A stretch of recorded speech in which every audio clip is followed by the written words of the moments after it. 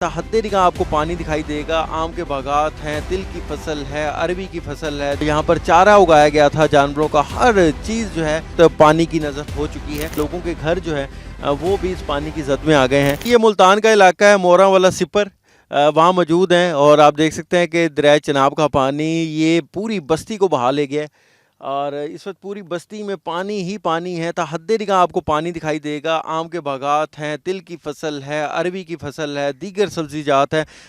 यहाँ पर चारा उगाया गया था जानवरों का, हर चीज़ जो है इस वक्त पानी की नज़र हो चुकी है।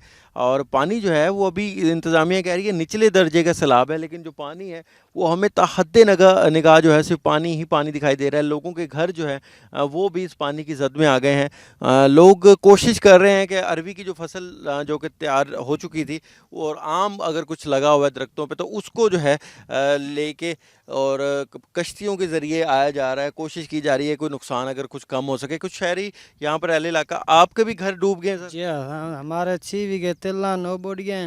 कोई आम बैन कुछ पट्टींदे पे वो बेड़ी दे चाह कहते पे। बाकी जड़ा था कोई मकई ते अरबी वो गल गई है। मकई पानी है, ज्वार आई वो 8 बीघे बुड़ गई है। केड़ी कोशिश आपको पहले बताया नहीं गया था, पता नहीं था कि पानी आ रहा है तो ये सारी चीज़ें निकाल केड़ी चीज़ पानी तो पहले निकालनी थी वो निकाल दिए। बाकी हाली कच्ची वाई थी फिर क्यों निकालते थे। तेल कच्चे थे वो पानी आ गया। हम नहीं घर का सामान निकाला है? घर का सामान कुछ निकाल दिए, कुछ पड़ा था वो ही बुड़ गया है। बाकी सारा इस बार पानी है, रास्ता बंद है ना। बेड़ियाँ मसरूफ़ हैं, उन्हें अरबियाँ लड़ीने पे, कोई आम लड़ीने पे। कोई इंतज़ामिया का शख्स भी आया आपके पास के वो आपको कश्ती देता है? नहीं, अभी तक कोई नहीं है। आम बेड़ी गड़ी वो ही आई हैं। बेड़ियों का किराया खुद दे रहे हैं आप? जी हम कितना किराया ले रहे हैं? वो टापे के साथ यानी कि बोरी का 200 रुपये एक बोरी का किराया। तो टापे का 50 रुपये टापे का किराया आंब का। तो ये किराया 50 रुपये एक टापे देने तो चौहान है। ठीक है जी, ये मैं अपने कैमरामैन को कहूँगा तो ये दिखाएं आपको।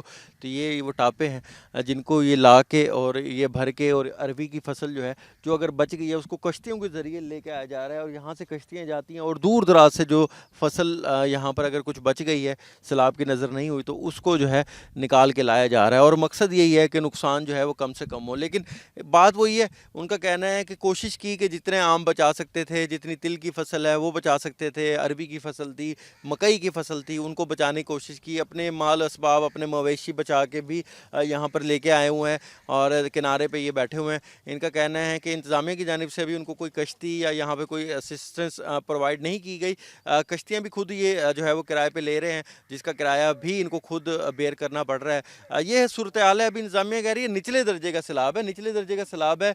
ये ज़रूर है कि ये बेड़ के इलाके हैं, लेकिन यहाँ पर भी ज़रूर इनके लिए कुछ ना कुछ करना चाहिए था इंतज़ामिया को, ताकि कोई फ्लड रिलीफ कैंप लगाए जाते या इनके लिए कोई कश्ती का इंतज़ाम किया जाता। अभी ये अपनी मदद आपके तहत जितना भी काम है वो कर रहे हैं।